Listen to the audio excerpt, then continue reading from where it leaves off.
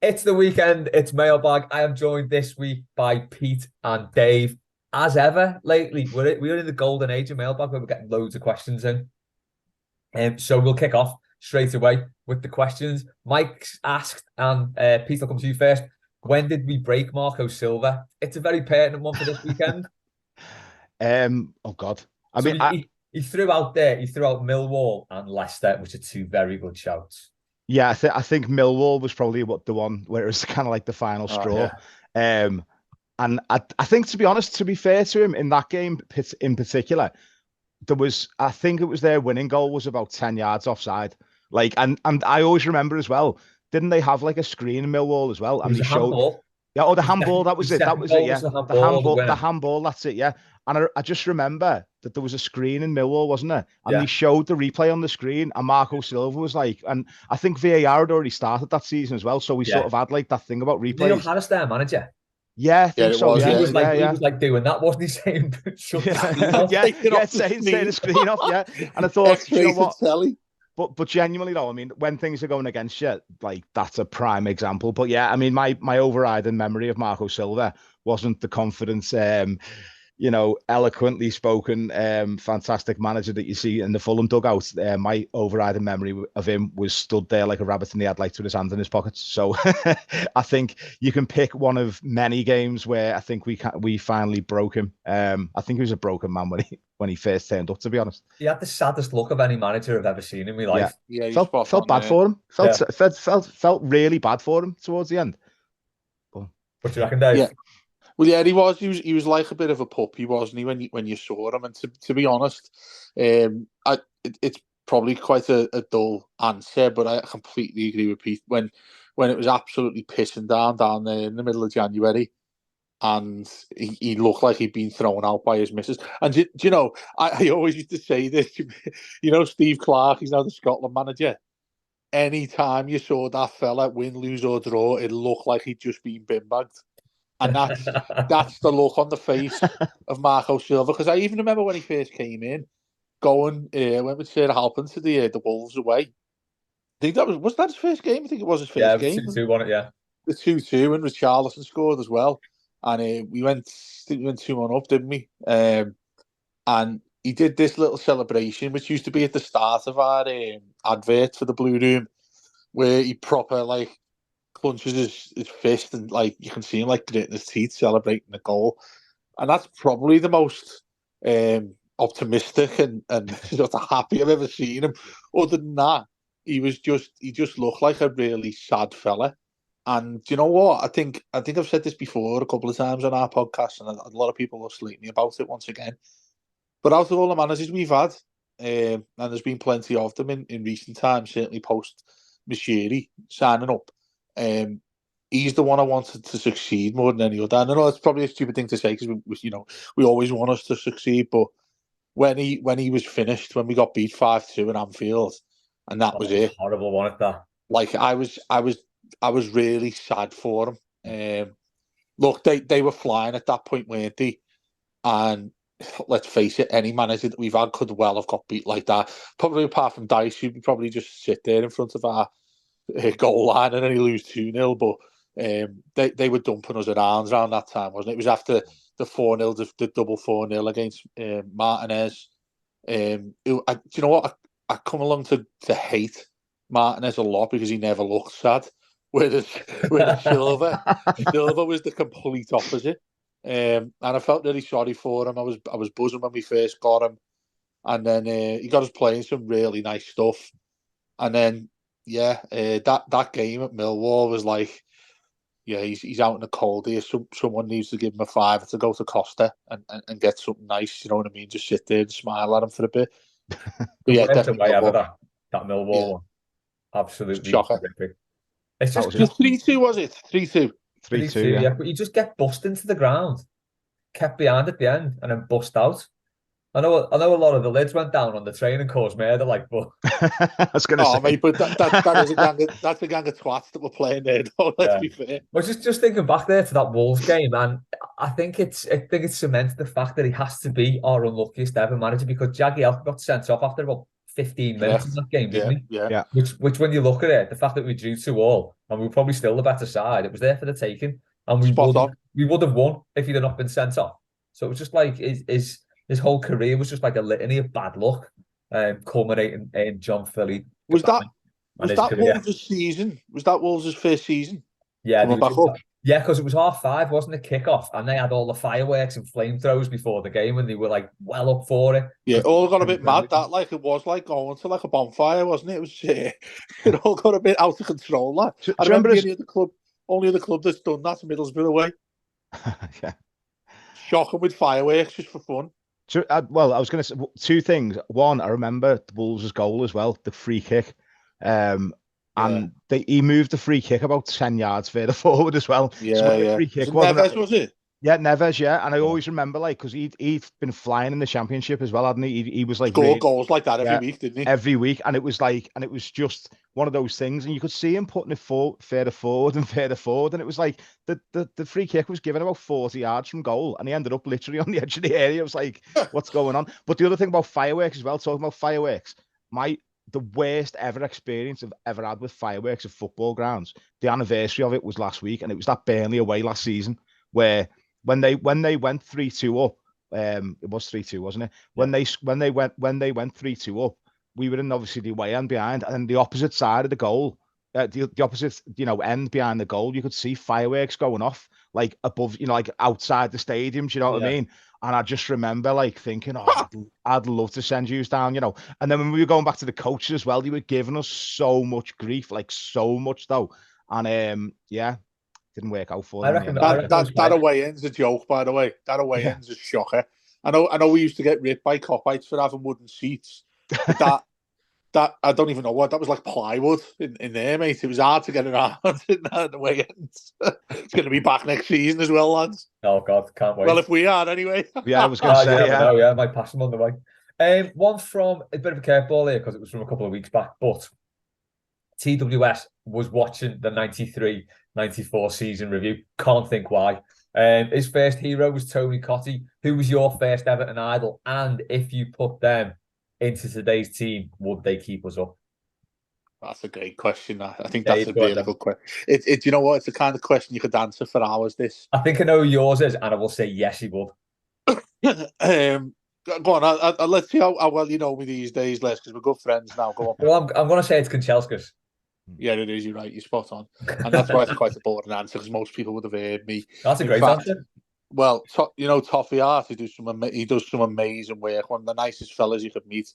I got one of them things he does where you get the Subbuteo guy. Your choice of fan, you get the Subbuteo guy, and you could choose the kit they wear. Oh yeah.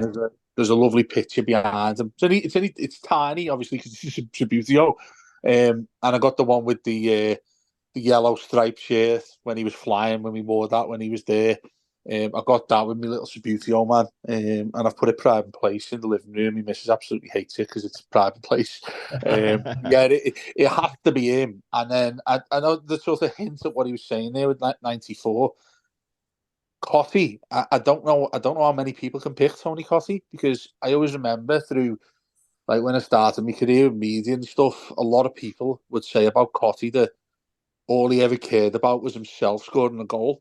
There wasn't much of him that thought highly of the actual team in and around him. He was very, very selfish, similar to Lineker in many ways, but obviously not as good.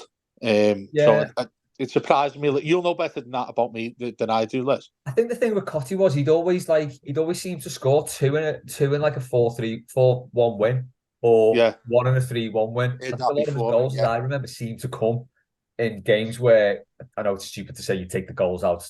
That's very soft. Yeah, you can take the 2 goals out he scored and we still won.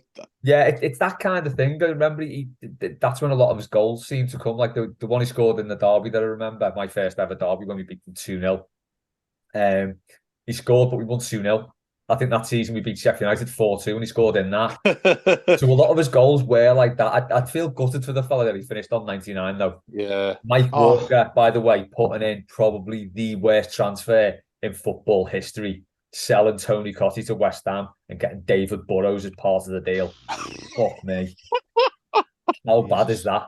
David Burrows, wow. David Burrows. I forgot about but him. yeah, for more optimistic before you answer though, Pete, with Kanchelskis, don't mate, he became my life. That fella when he first came in, came in '95, didn't he? Just after we won the FA Cup.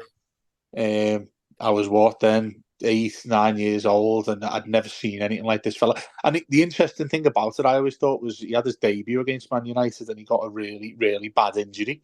Yeah, Lee Sharp, wasn't it? Lee Sharp. Yeah, that's correct. Yeah, broke his shoulder. Yeah.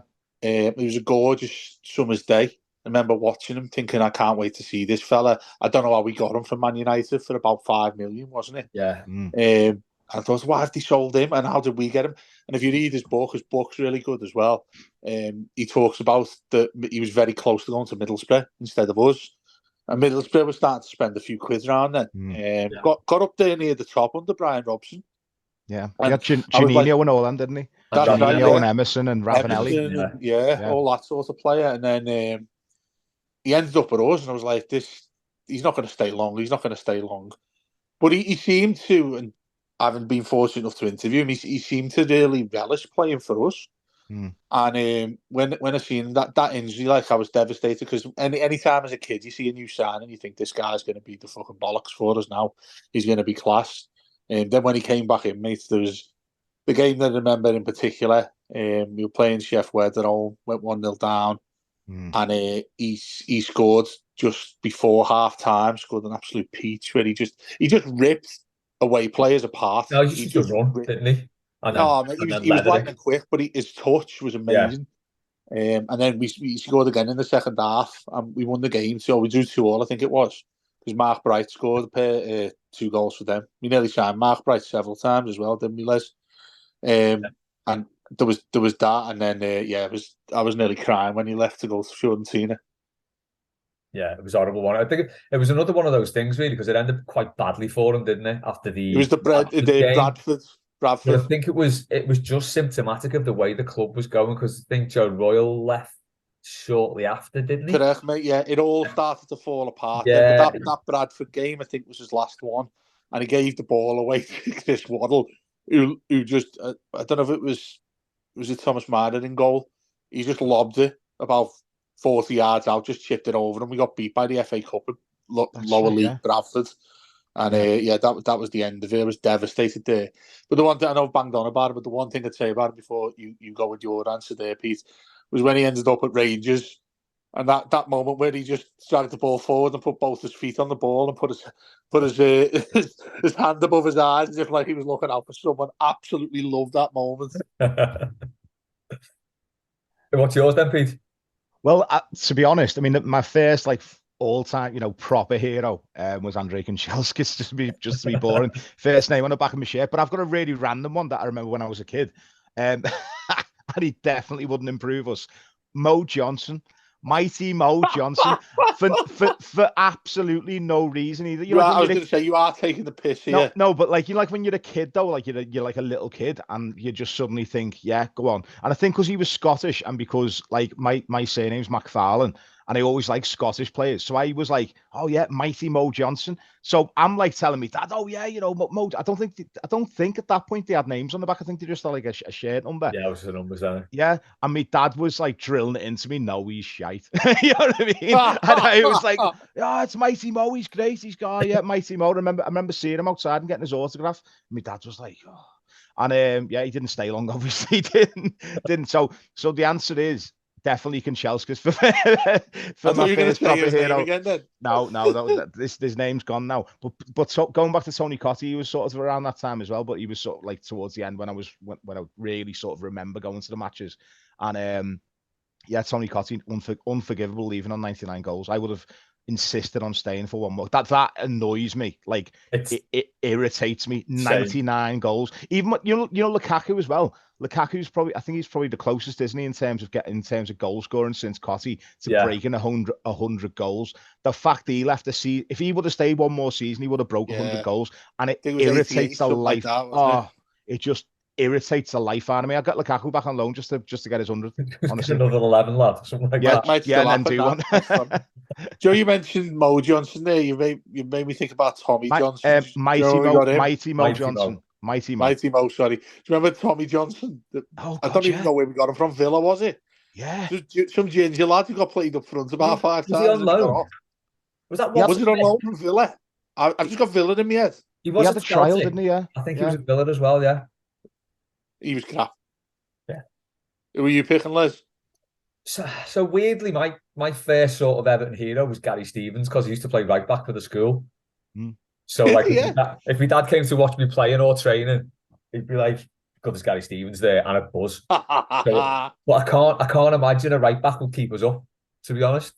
What do you mean, Yeah, like the ones we've got now? Or I don't know. Seamus Coleman's had a good go at this season, hasn't he? To be fair to him, like, yeah, true. yeah, I think from that team, I think the players I really liked were Southall. I think Gary Lineker was one of my first heroes as well. I got those crappy Quasar boots that he wore for one season. So yeah, it's probably Gary Stevens or Gary Lineker.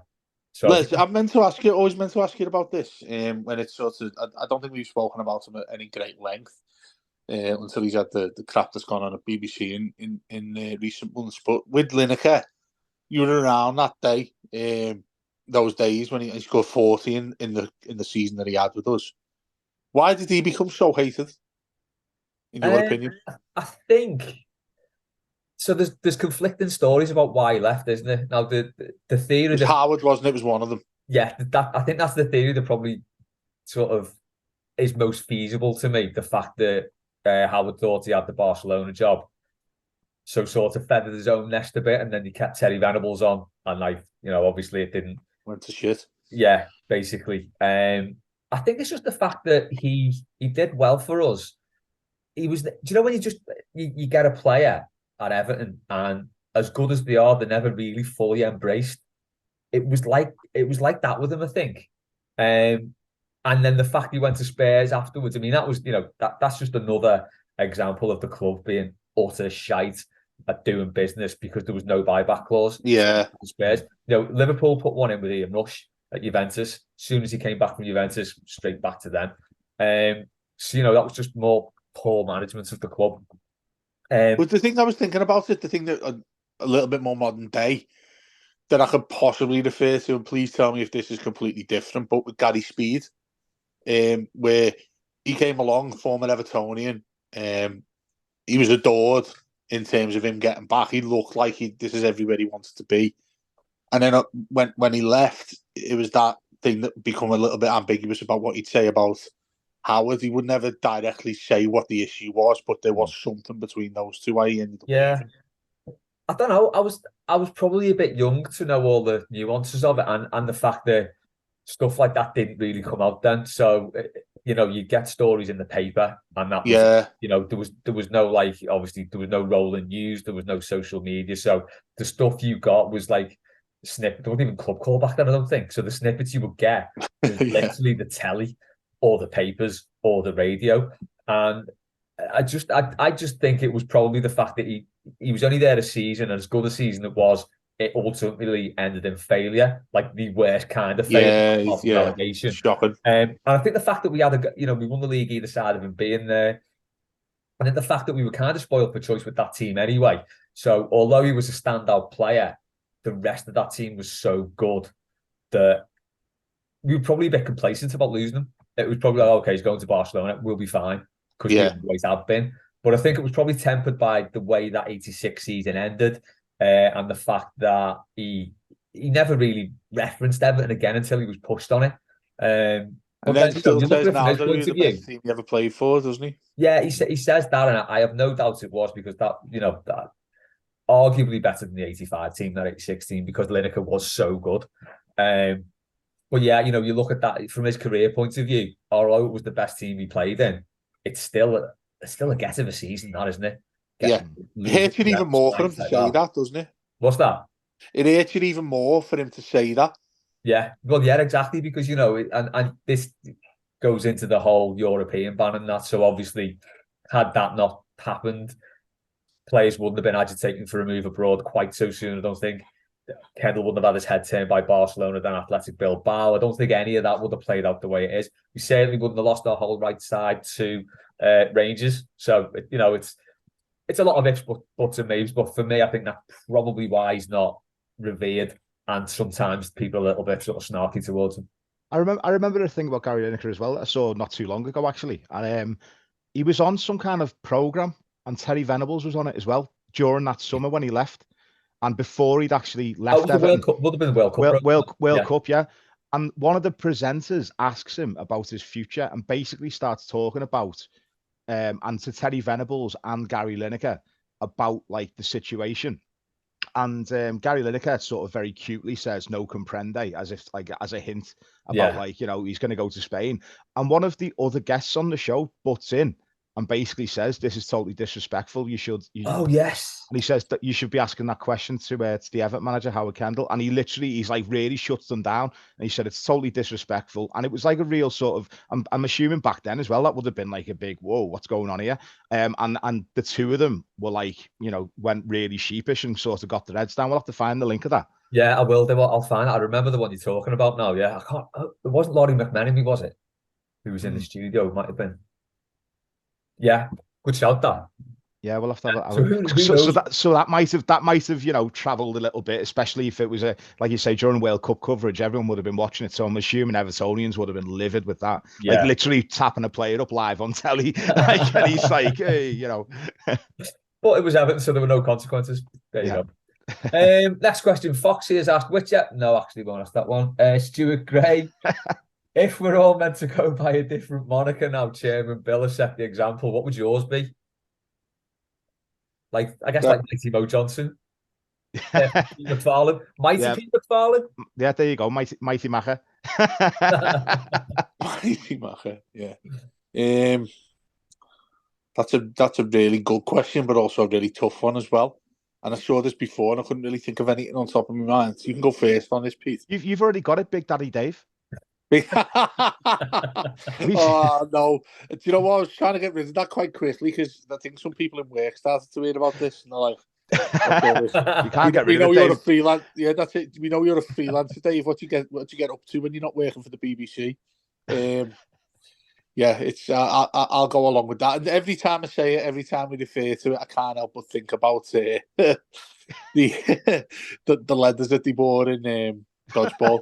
Never ever forget that, and I maintain because it was Dan who showed us that picture that he made, wasn't it, Les? Oh my God, unbelievable! Me and Les just sitting there with little hard-ons. Not me and him. Photoshopped. I should have said first. I mean, you know what? It looks like we're having a cracking afternoon. To be fair. Oh, it does. Biff. There's a pint. Cigars. We got bevies. We got leather on.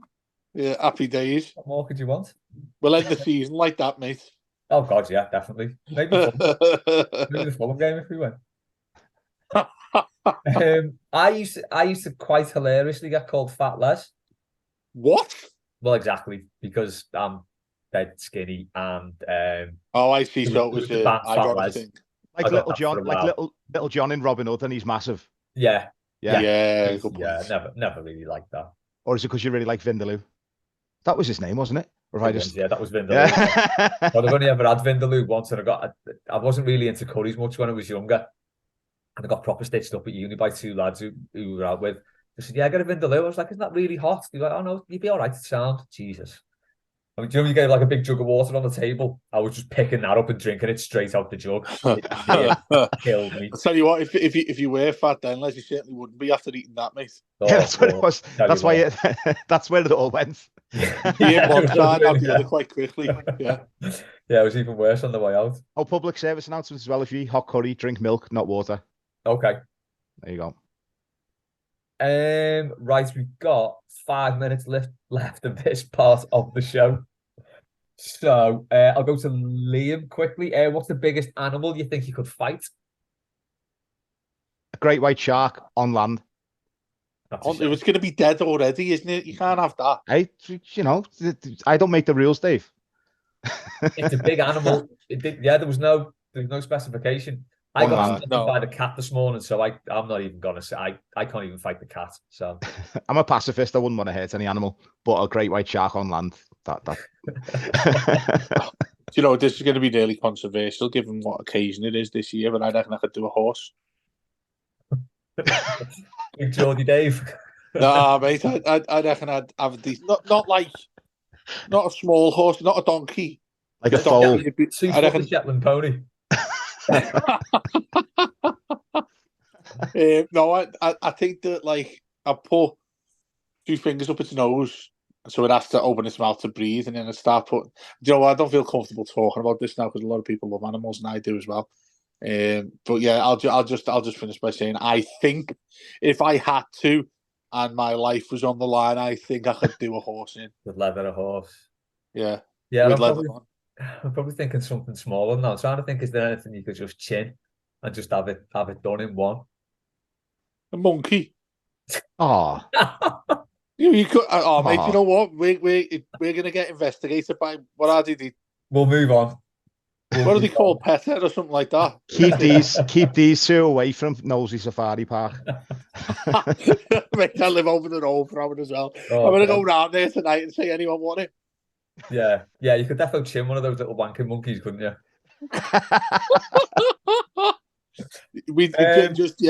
We need to do a disclaimer now, Les, that we love animals on this show. We do love animals, yeah. Yeah, I even love my cat after he took my face off this morning. Quick one from Joe. Oh, Joe. So he said he was in the Denbigh last Saturday for the match, but wasn't sure who to introduce himself to. He asked one lad, but it turns out he's never been on the pod. Who do you reckon that was? Some bellend. just some random. I was thinking maybe the stag with all the hats on. Yeah. Yeah. Tell him to introduce. Well, to be fair, he must never watch the mailbag because apart from myself, faces are showing on here, aren't they? So he might listen to it.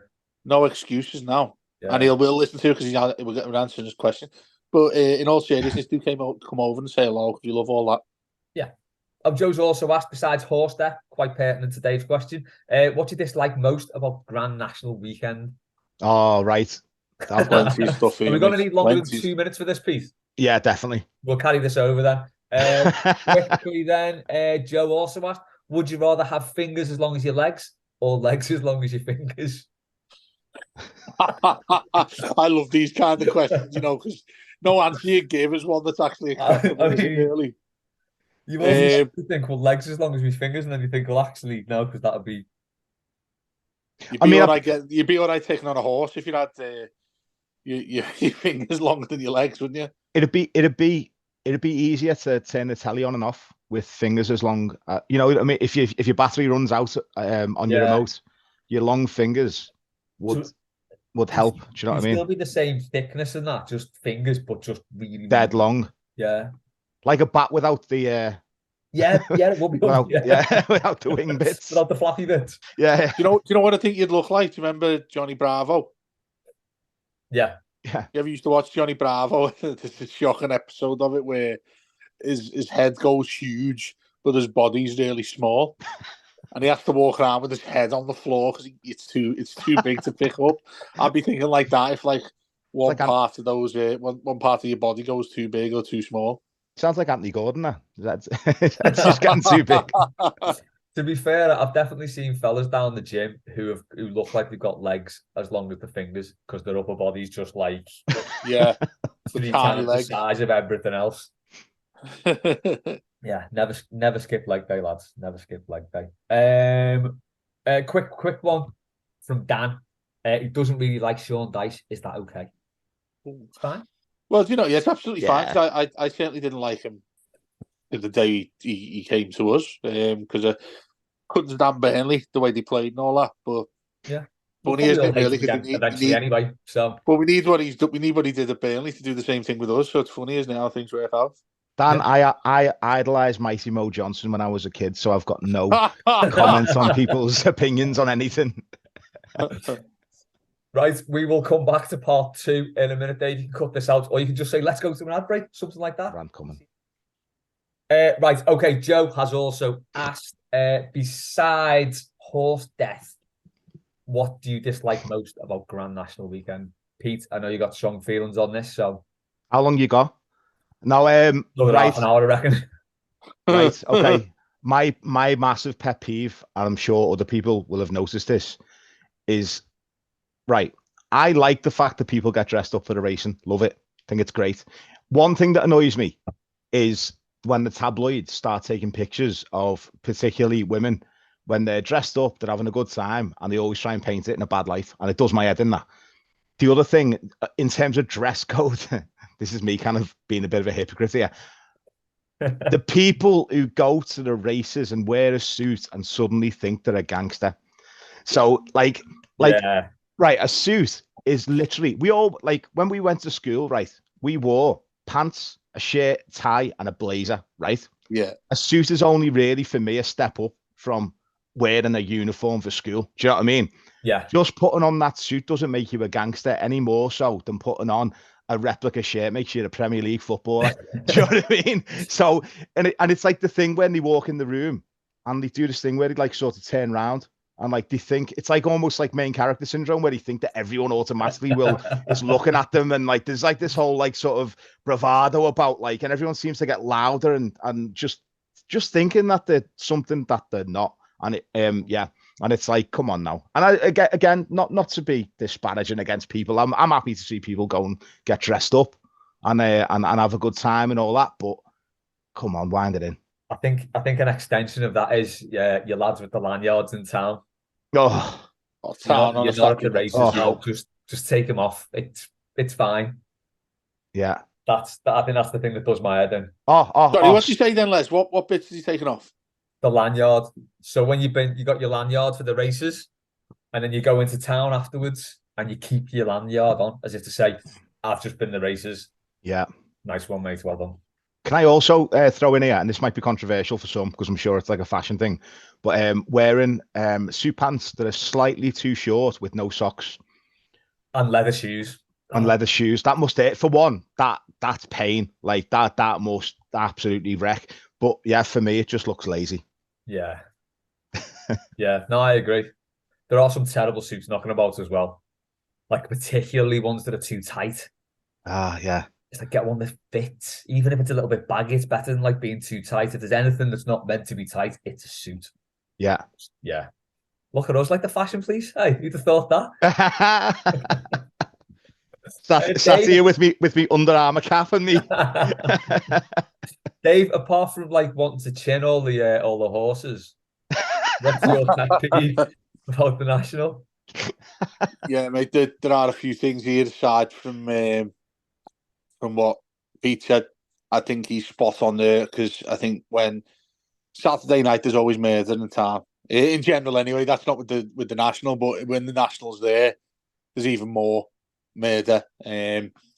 Completely agree on what he mentioned in the newspapers there, the specific ones, the Daily Mail. It's a joke of a paper anyway, isn't it? Let's be honest. But with that, and what it does with the ladies and tries to get pictures of them either falling over or, various things have come out. It's the upskirt as well, upskirting when they literally get like. Well, I just find it really. I just find it really helpful, and they don't do it at Cheltenham. It's like they always make a big thing of it because it's at Aintree and it's in Liverpool. Do you know what I mean? Yeah, it's absolute stereotyping is what it is.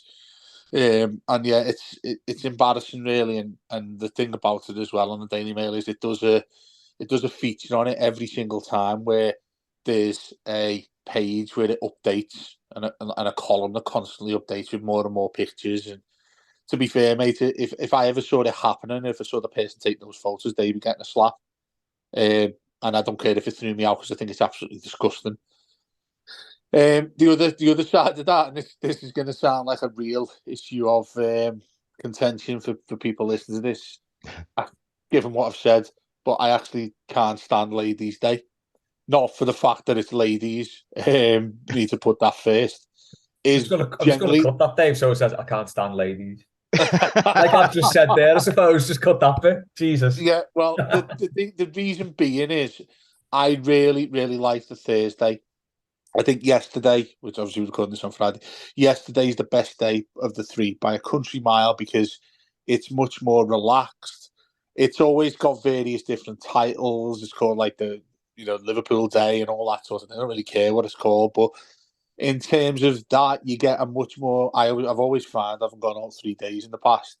I find that's much more relaxing. There's not that obviously it's a huge crowd, but it's nowhere near the size of the Friday and the Saturday for those obvious reasons of the name and obviously the national being on the Saturday. But I like that a lot more.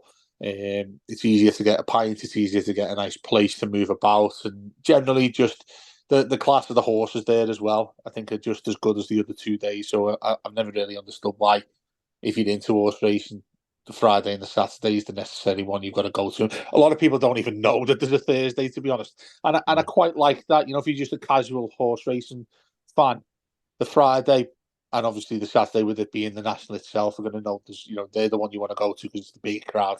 Anyway, there's sort of that side why I dislike. Ladies Day. The other reason why is it should be called Beef Day because the amount of drugs and people off their absolute barnet when you're there on a Friday is I'd go as far as saying there's more. You see more of that than you do people who are just generally pissed. Look, people are going to get pissed going to a horse race, particularly our city. We're here. It's an event. It's world known. You're going to go there for a good time. Most people are going to get drunk. You're not going there to, well, obviously the most people are going there for a great day, drinking and all that, and having a laugh, and that's great. There aren't many people who go there other than the actual proper horse racing fans who go there, and I can see why they probably don't like it as much as everything else, because they want to go to a certain place where you can just stay there and study the horses and the form and all that stuff. Yeah, that's why Ladies' Day does me head in a lot, and yeah, it's just it's a shame, I think, really, because again, it's something that would be criticised heavily, as well as what Les said there about the papers going after the ladies, what they're wearing, falling over, and all that sort of thing. I mean, they started taking. You can buy flip flops while you're there, can't you? Which is fair enough if you're a girl walking around in heels all day. I know I don't like it when I do it, but I need a pair of flip flops as well. Do you know what I mean? Just wear a pair of shoes after you've been walking around all day watching the racing and that. It's an amazing day. It's never an issue I've taken as much as I do these days, because I think it's very stereotyped, and yeah, it's drug central as well. And I think that fits in with what Pete also said about these gangsters. Do you know what I mean? That you think they're bouncing around all over the place. He's absolutely right, and that's probably why he called it murder in the evening time. That all adds up now, doesn't it? Really, I suppose. Suits, gear equals gangster kind of thing. No, some of the suits that get worn these days as well is like people going too far to try and look like a gangster. Do you know what I mean? It's the 3-piece. It's some of them wearing a cravat. All that thing where you just throw on a standard suit that you'd wear to go to, I don't know, a meeting at work if you'd have to just spart. Yeah, exactly. Now there's a stereotype. It's the cigars as well. It's the cigars that they never actually light, because you just want to stand there with the cigar in the mouth. Oh, do you know what else? They do? It's got all the bookies out near the front by the course itself, down on the tatters. And you go down there and like you'll see someone's like trying to show off that they've won a race. And the ticket they've got in the hand is they put like £5 each way on something, but acting like they've just won millions. Do you know what though? I'm so guilty of that, but that's genuinely because I'm buzzing if I win. Like, absolutely. I could put £2 on the favourite. If that comes in, I'm celebrating. When you've won £4. I've won £4. I mean, bear in mind, I've backed like half the race anyway, so I've lost money. But just that little. That's the thing about it as well, isn't it? It's like I start to think I've been fortunate enough to go to some people who listen to this will have seen me. Anyone who's on Facebook with me, I used to do live Facebook, mate, when I was absolutely destroyed, pissed. I have seen it. Oh, mate, well, one of them was in an executive box, and I ended up going up to a couple of the horses that were. You get the national horses out at the end of the Friday. You get the national horses out to sort of study the feet, study the grass and all that. And there was one called Annabelle Fly. This horse was called. This is about 4 years ago, and the trainers walking around, to see if it's soft and all that sort of thing. And I went right to the edge of the fence, and she come over to me. The horse like strolled over to me, and I walked up to the horse and I started stroking it. I don't know. I think it was a female. I don't know. Anyway, it was a gorgeous horse, absolutely beautiful horse. And the trainer, and obviously the trainers are quite small, aren't they? Because they go around with them. Jockeys are quite small, sort of thing. And this lady was walking around with the horse come over, and she said to me, "Oh, he's taking a real liking to you and all this." And I was absolutely buzzing. I'll send you the photo in a minute when we finish this, and you can perhaps use that as the photo for for Twitter with this, Les. Okay, And honestly, mate, I was 100% convinced this horse was going to take the piss at the National and win it by an absolute mile. And it finished like 12th or something. But yeah, meeting the horse. They're just incredible animals as well. I'm not just saying this because we slagged them off a little bit and say they had chin on, but they are incredible animals. And yeah, meeting that horse was the best thing I've ever done at the Grand National. So that says everything about the people that rock up there. I can't argue with that. Just a quick one on this weekend's Grand National. One thing I am looking forward to. Going to put my Liverpool Echo hyperbole hat on now. It's the travel chaos. Getting from town to Kirkdale. Oh, horrendous, mate. Train to Aintree train station, absolute killer. I can't remember this ever happening before where they've not moved the game. It's dead weird.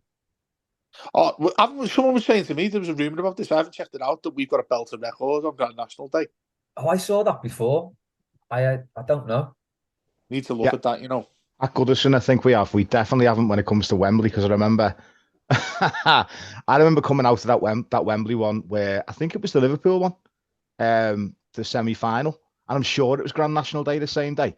And it was the last time we played on a National Day? That might have been it, but it was. But we were at Wembley, and I remember getting back getting back on the coach afterwards. Obviously devastated. Was it the Liverpool one or was it the United one? Whichever one it was, anyway. And so obviously we've lost like late on. I'm devastated enough as it is. And then the National result comes in and it was a photo finish. So if you look this up, it was a photo finish for the National. I thought I'd won the National. And then the photo finish came, like it was said, obviously, that my horse had come second by like literally not even a nose. It was like so close. They had to keep replaying it and replaying it. So I'm like thinking, well, at least I've, made a nice little, bit of money.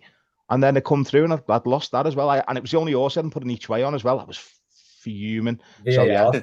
VAR, yeah. Bastard. Unbelievable. Hey, no, I just want to, I think this is a point we should have probably spoken about a little bit more at length. I know we haven't got much time left, but that about games on National weekends, it's rare that I remember the National being on this particular weekend. So obviously the Hillsborough weekend, isn't it? Say the Hillsborough weekend, shouldn't call it that, but it's when Hillsborough took place this weekend. Oh, that's usually earlier, isn't it? That's what I mean. Yeah, it's usually. I think it's usually the week earlier. Yeah. It's normally the same weekend as the Masters, I think. Obviously, I love me golf, and when I remember looking at it last year, thinking that's a bit weird that it's the week after. Yeah. Because it's a bumper weekend to have during the Masters, the National. But for it to be on the weekend of the sort of memory of Hillsborough's a bit surreal, really. But to add to the fact that we've got a game at home as well. Yeah. I mean, the police must be all over the place, mustn't they? And the authorities. This is what I don't get, because like, if it's two football matches, they pull rank. So they wouldn't have a 12 o'clock at Anfield and a 5 o'clock at Goodison on a Saturday. 2 miles away from each other as well, Les. Yeah, they pull rank on that and say no, one's going to the Sunday. So I can't understand why they've not looked. Well, Liverpool's Monday, isn't it, as well? Hassle. Little calls. Weird. Are we playing the same day as Eurovision as well? Or has that been moved? I'm sure that I might have just made that up. It is really, really the best Saturday ever, to be honest, wouldn't it?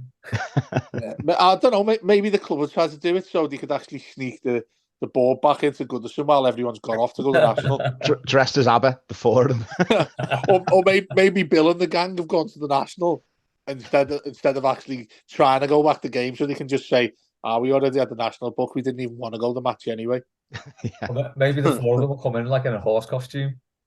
I'd love to see Bill riding a horse. Many people would love to see a horse riding Bill. Maggie's asked, if the club ever rang you to complain about your tweets, what would they complain about and why? About tweets that you've done. Yeah. Fucking hell, mate! I could write several books about this. Same. I used to get heavily criticised about being honest, and I think this has obviously changed these days because we've been shit for some time, haven't we? But the thing about somebody complaining about what you say, I mean, I still get called being really miserable and all that, but it's actually come to pass that it's true. I mean, if the shows we do, not this one, this is the exception. This is why I love doing the mailbag so much. Not only that I see Les's face all the time, but also the fact that it's fun. Do you know what I mean? And it takes away from, we have a laugh about Everton being shit. Yeah. But the other more serious stuff, when we're doing post-match, when we're doing the weekly, all that stuff, it's quite cathartic, really, and it's difficult at times. I mean, how many times have we done it? Both of you guys done pods thinking, hell, is there anything nice to talk about with this football club anymore? And I think it's been that way for some time. But I started saying this after, like, the end of Martinez, when that started going to shit, and people still saying, oh, no, you just need to give him some time. And I was like, you've got to let go of him. We should have let go of him before he even got to the semi-final against United at Wembley, let alone that stupid Sunderland game as well. He should have gone a lot earlier than that. Similar to, and I suppose the comparison to that is what's happened with Lampard, when he should have gone after the Bournemouth games before the World Cup. Compare that to, well, we all agreed with that should have been the case right now. I think almost 100% of all of our fans would agree that should have happened this year. Take that back to what I said about Martinez on Twitter. I remember getting absolutely slated. And then you'd start getting called, oh, you're a shit Evertonian, you don't even go to the game, blah, blah, blah. I'm like, I'm a season ticket holder, mate. I just think we're shite. There's still a lot of people who like him, though, isn't there? Weirdly. Oh, Martinez? Yeah. Oh, yeah. And mate, I'm Lampard. Someone was saying to me the other day, oh, do you know what? You look, if you'd have got the January window properly, we would have been all right. It's like, we didn't even sign a striker, and he had Sean Dyche leaving Finch Farm at midnight on his first day. Right. Yeah. What was the question again? About why you get abused on Twitter, basically. Yeah, I think mine was thinking, like, if you've got nothing nice to say, just don't say anything at all. Yeah. I reckon it'd be that. Yeah, my issue was I'd always carry on as well. I'd never know a time to stop. I remember Matt called me a few times. Paddy did as well, saying, mate, just fuck this fella off. Because I always felt like I used to be, and I say used to be quite strongly, I always had to have the last word with a lot of things in life, and it's completely changed for me in years gone by. I'd like to think I'm a lot more temperamental. I'm a lot more calmer these days for all sorts of different reasons. But back then, mate, I was ready to slap people. Never mind horses. What do you reckon then, Pete? What would the slap your wrist about? Well, I tend to be quite careful. You're always calm. You're boring. Well, you say that, but put it this way. The thing I love to do on Twitter is I go fishing for cop-outs, and I love doing it. And the most annoying thing about how crap we've been for the past 2 years is that it's been harder and harder to be able to be in a position to rip them. So that's unforgivable in my personal opinion. The fact that I've had to give up so many opportunities to go fishing for cop-outs. So I don't think I'd cross the line in terms of Everton. Like, I'd never do any. You see people tagging players and all that sort of nonsense. Yeah. Don't like all that. I'd never do that. But like, yeah, I don't think Everton would have a problem. I think Liverpool would have a few things to say, though. I remember during lockdown, and there was there must have been an Evertonian who was like the groundsman or something, and he'd drawn like basically a big cock in the used like weed killer or the lawnmower to like do. It was like they put something about the NHS. It was like thank you NHS, like that was put into the pitch. But then to the side, there was like 3 cocks, basically. So I took a screenshot of it and then posted it. And it got loads of likes and retweets and that. And the next thing, it was in all the papers. Like, my tweet got put in the papers. And I was like, oh. What? And then the next thing, like, this is like a screenshot of their official Twitter account, by the way. And their official Twitter account took the thing down because of how many it was getting. And I was just like, what? But I think I ended up getting, like, I literally ended up having, like, Reds, like, messaging me saying, like, you know, next time I see you going past the pub by yours and all this. And I was like, all right, lad. It's not my fault you groundsman drew a cock on the pitch. You know what that's just reminded me of? And It makes me sad that it's not still there, that when you type gobshite into Google Maps, it doesn't go to Anfield anymore. It's one of the Oh, mate. greatest internet things ever, that. Yeah, but the good thing to think about that, one of theirs has paid for that to be removed or something. You know, I like the thought of that. Yeah. But just going back to Cox, Of course. when worked in JJB, I think I've said this before, when I worked in JJB when I was a kid going through college and then uni, I remember like it was £2.56 an hour at the time, and this was only in 2005, so that tells you how shit JJB Sports was. No wonder it went down the drain. And yeah, I used to work on the trainers and the footy boots and all that. And I remember going in the back, and we used to have to like take out, you know, when the new trainers come in or the new boots and all that, you had to take out the old ones. It took all day. And obviously you take them off all of the shelves in the back. And I'd always throw a big massive cock, like every single time, no, when I was there a year or so. And I remember when they had to change it over, because it's, I don't know, JD Sports or some shit like that took over it. And I remember some fella who used to work with was one of the managers, and he messaged me.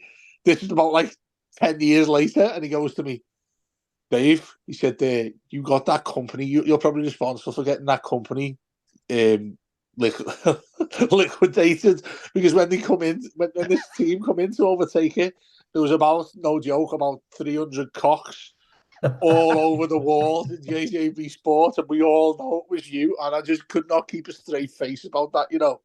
There's someone out there who probably wants me dead because I've drawn cocks all over JJB Sports. There's the image for the show there, Les. I've just got to call it 300 cocks. Why not? I'll find you my screenshot of the Liverpool post. Don't worry, that'll do nicely.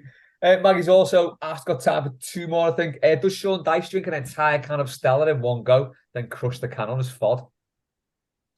Ooh, I don't think he's. I think it's easy to stereotype that he's a ale pint drinker. I don't think he is. I think he's a whiskey man, maybe just by the sound of his voice. But he could absolutely slap any sort of metal on his fod and just laugh at it. Even if it was bleeding, he'd laugh at it. He'd lick his own blood if he did that. I reckon he'd straw pedo a bottle of JD and then smash it on his head. And then say, let's have it to all the players. Yeah. I'm thinking, how old is he? 51. So, knocking about in the 90s. I reckon he's a red stripe man myself. Yeah, we go back. Anyone knocked about in the 90s, drink red stripe. Definitely. What was 4X? Was it Castellane or something? What was it called? 4X. That was Castellane. Yeah. That was horrible. That was fuel. That. Didn't he say in an interview recently about how he was like into like trance music and house music and all that? And like when I was a kid, whenever we used to go to anywhere that played all that sort of stuff, it was always 2 for 1 on blue WKDs. So imagine like, you know, 30-year-old Sean Dyche with his two bottles with his thumbs over them, giving it the beans. One of those hats on with the bottles and straws. Yeah. Class. Love him. And last one, we'll go to Maggie. I'll add a little bit to this. Aside from tomorrow getting the game, what's the most inconvenienced you've ever been in your life? Dave, I'm expecting big things for this one. Oh, mate, yeah. I read this as well, and I've got too many in my head. I will be quite mundane here because I want one of you two to come to the party with this. But and I used to kick off about this big time every single year. And I'm backing that many people listening to this will know exactly what I'm talking about. But when I used to work in the tower in town, getting into the car park of St. John's precinct was an absolute disgrace. And it made me kick off on one fella who actually, you know, just lifted the barrier so you could get in and up the hill. And it was that compact, like you couldn't get around Christmas time. So like, I don't know, a month before Christmas. Obviously, everyone's going to that stupid fucking market that's down there as well by St. George's. And it was just chaos. And they had a 4th floor that was above. It was on the roof. And, like, you know, you could see right up to the top of the tower on it. But even that was all full if you went into work at about 10. So I ended up being a bit of a prick in the end and parking up against other people's cars and all that. And you know, someone actually took me a window wiper off when I did that. But mate, I'd have murder. I would have absolute murder there. Just to add to the point quickly, it was £12 a day to park your car for more than 5 hours on St John's Precinct. It's probably more than that now. I haven't been there for years. It's probably that much more now. So I ended up paying for a contract with them, and it was £1,000 exactly a year to get your free pass, and it made it go down to about a fiver a day, which is even really bad considering that you fucking work on top of it. Do you know what I mean? So there, mate, I've had some dark days in there, particularly around Christmas. Yeah, I do remember being in the tower when we used to record there, and you would come in with some horror stories, face like thunder, ready to chin a horse. Yeah, I remember it well. Quickly, Pete, any stories of wild inconvenience? Wild inconvenience. I'll be honest. I'm one of those people. I find like loads of things really irritating. So I'll list a few off. So what irritates me and what sort of inconveniences me? You know, if you're getting food, right, and you say to everyone, "Does anyone want anything?" Yeah. And then they say they're not hungry, and you say, "No, but do you want any of mine? Because if you do, I'll get you your own." Like, I will do that. I'll happily, if I'm getting a special fried rice, I'll get two if someone else wants some, because you're not having mine. You don't touch mine. Like that's for me. Do you know what I mean? And yeah, so that is an inconvenience. I remember in terms of like football games, I remember going to City away a few years ago, and there was a thing where I think everyone turned up at half time. It was that bad. The traffic was terrible, and we were in some kind of escort. But our minibus actually managed to get there quicker because the minibus driver basically turned down. It was pretty much a farmer's field. It was like this little mad A road, and it was absolutely lashing down. We're going over these like humps, and it was like a re-entry in Apollo 13. Like like this minibus is going up and down. Things are falling off the top and everything. And we all had to get off in the middle of this thing because there was a massive like pothole in the middle of the road. And the co-driver was worried. It was his coach, and he was like co-driver. He was like, navigating or whatever. He was worried that the coach would topple over because of how deep this like pothole was.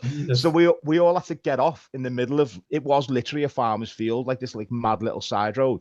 And we all had to stand basically in the pissing down rain while this coach sort of worked its way through. But the big inconvenience turned into the best thing ever, because we ended up getting past all this traffic, all this like this thing on the motorway. I think we drew 1-1. I've got a feeling we drew 1-1. So it wasn't a bad result either. But yeah, that was an example. And yeah, just the coach survived as well, which was always a bonus. Just back in the days when we could get a result at City. Oh, I also remember as well coming back from Southport, watching Everton women. It was one of the last games at Southport, and my mum drove us there, and the car broke down. Talking about country lanes, we were on a country lane, and the car just suddenly like came to a standstill, and I had to direct traffic for 4 hours in the rain and then the dark. Just after a bend on a country lane, and basically it was like single lane sort of thing, and I've never been so terrified in my life. There was bats flying over my head and everything. And yeah, I think that's on my Instagram story somewhere if you want to have a watch of that. And then I had this like little sign as well, like a little hazard sign to like tell people to slow down. Yeah. And someone ran that over. Safety first and all that, like. Yeah. Sent me mum the pub. It was only up the road, so she was happy. I was terrified. There was like velociraptors in the field and everything. I was just like, see, you want the son though, letting your mum go to the alehouse while you do all that. Oh, I don't think it was my choice, to be fair. Like, it was like, yeah, go on. I had a high vis vest on and everything. I had people beeping me. I was like, what do you want me to do? Like, where do you want me to go? I think just quickly from me, mine's got to be people at cash points with 2 cards. Right. Sorted. People who put it in more than twice. I can get it if you're the first one and something's happened where you've put too much money in that's not in your account or whatever, or you've put your password in. You've been a bit nervous putting it into the queue, and it's come back out obviously and said it's the wrong number that you put in. But then yeah, that's unforgivable what you've just said there, Les. Yeah, and people at the self-serve checkouts who don't pack the bag as they scan. But just people in general, because like basically, this is another thing, right? Because when people in post self-serve, offices, mate. By the way, sorry, Pete. Self-serve never ever works. It never works. And then, do you know what? Like, if you mess it up, you get accused of like theft. It's like, I just don't know what I'm doing. Like, people used to get trained to do this. Like, at the end of it, snarling at you. Yeah, it's like, what do you want me to do, mate? I literally, like, you used to hire someone to do this job. So don't blame me if I don't know how to do it I'm to not save you qualified. money. Exactly. If you had that job though, that'd be a horrible job to have. You see a lot of the men or women working at Asda, and they must get told every 1 minute or so, do us a favour, this isn't working, or oh, it's saying that it needs to be scanned, or you need to put some code in. Sorry, Pete, quickly, just what were you, Yeah. just One final I thing love is, that, Les. Please keep. I'm going to keep that. That needs to be kept on film. What you've just been doing there. Well, like you've got your director waving different signs at something. Yeah, I'm getting text messages here. Yeah, we got just generally people who carry on talking at checkout or talking to say, like, post offices are the worst for it. You get people who go in there, there's a queue of 30 people, and someone's telling them about what they're having for dinner, and it's like, just get your whatever, get your money out and just do one. Like, get your stamps, be gone. We don't need a conversation. And on that note, what a way to round off. That's all for Mailbag this week. Cheers, Dave. Cheers, Pete. Thanks to everyone who sent questions in. If we didn't get to yours, we'll probably do them next week. Have a lovely weekend. Up the toffees.